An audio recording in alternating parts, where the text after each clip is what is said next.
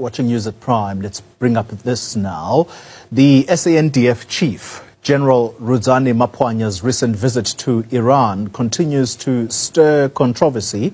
The South African Communist Party has come out in his defense, denouncing what it calls Western-allied anti-Iran hysteria. SACP spokesperson Mulelo Mandlana says it's disingenuous for government to criticize Mapwanya since it is the one that authorized the trip in the first place. He goes on to say that the SANDF engagements abroad are guided by South Africa's international policy. Let's take a listen.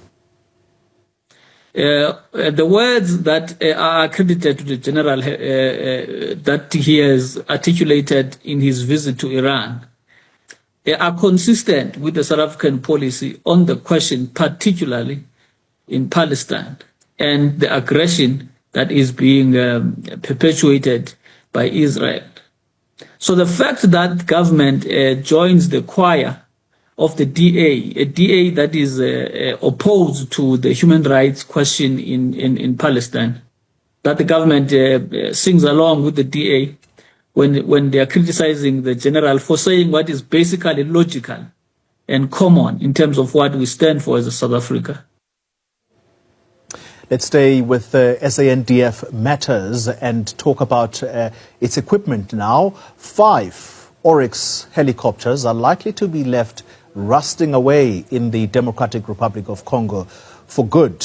Well, the military is citing a shortage of funds, claiming that 2 of the 5 helicopters' engines cannot be replaced. Let's talk about this now and the likely impact. And defense analyst Dean Wingreen talks to us from Cape Town tonight. Dean, good evening to you.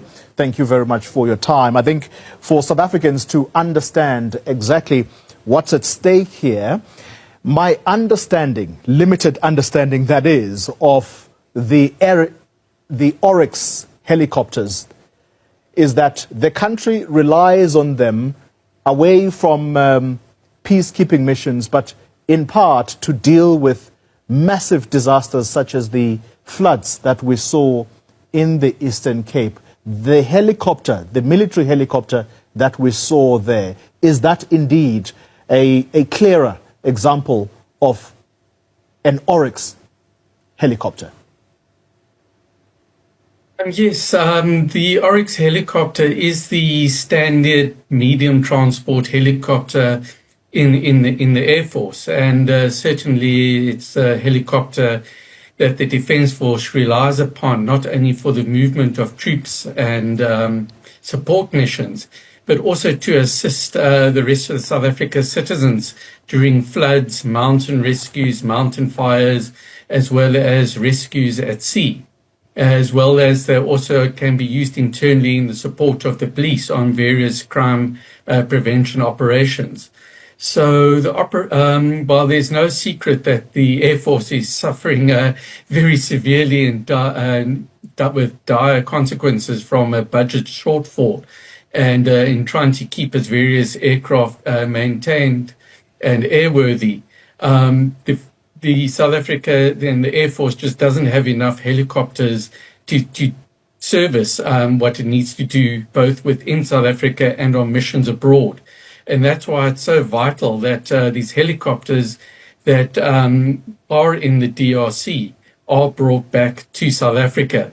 And I believe that the Defence Force, it's certainly the intention to bring them back. 3 helicopters are in the DRC for the UN mission. South Africa is still contributing troops to the UN mission in the Eastern DRC. And these 3 Oryx helicopters are worthy to support the South African troops. The decision was made to bring them back to South Africa about a month or 2 ago. The one helicopter is stuck in Goma because it was severely damaged by ground fire in February last year. So that could only be airlifted back to South Africa. And because Goma Airport is captured by the M23 Rwandan-supported rebels, that has to stay there for the moment. But the other 2 aircraft were flown to Lubumbashi to where South Africa has a small contingent in order to come back to South Africa. And it just so happened that there were already 2 Oryx helicopters at Lubumbashi and in support of the SADC mission withdrawal.